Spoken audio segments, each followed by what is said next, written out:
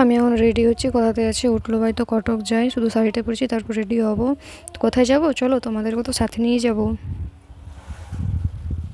তো রেডি হয়ে এখন বেরিয়ে পড়েছি, ভিডিওটা দেখতে থাকো। এখন এই কাকিমা দিদিমাদের সাথে যাচ্ছি, চলো ভিডিওটা শেষ পর্যন্ত দেখতে থাকো।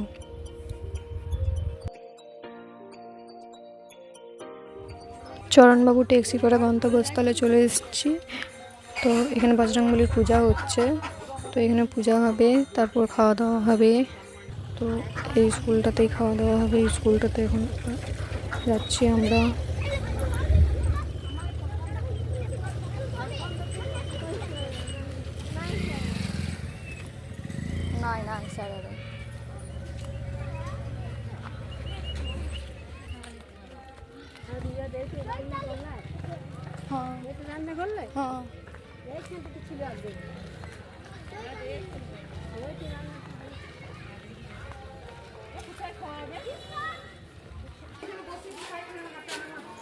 যে স্কুলটা দেখছো এই স্কুলটাতে আমি পড়েছি।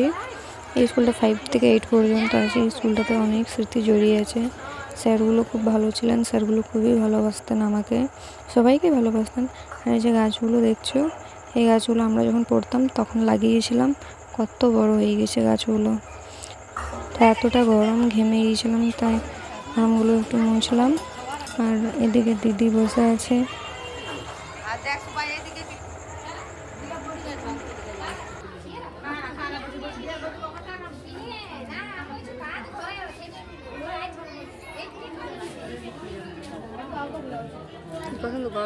বাচ্চারা দেখো কত সুন্দর গল্প করছে। তারপর অনেকক্ষণ পর প্রসাদ পেলাম, আর এখন পাতা দিচ্ছে।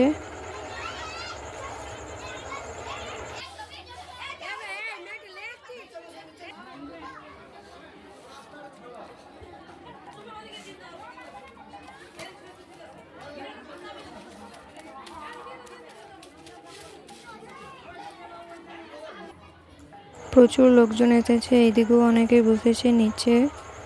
তো নিচে বসেছে যারা তাদেরকে আগে খাবার দিয়ে দিল, আর আমরা এখন বসেছি, আমাদেরকে এখন পায়েস দিল।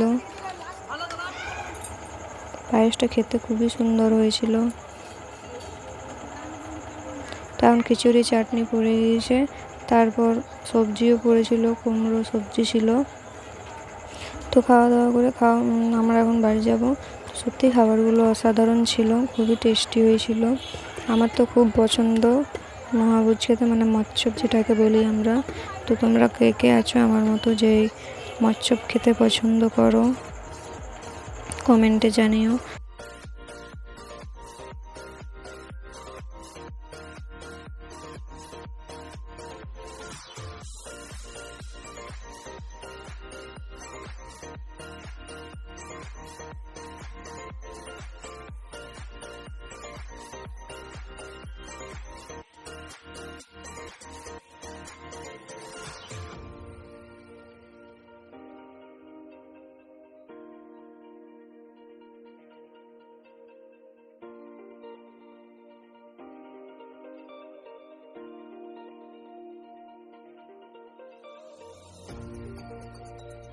এখন সবাই মিলে বাড়ি যাচ্ছি।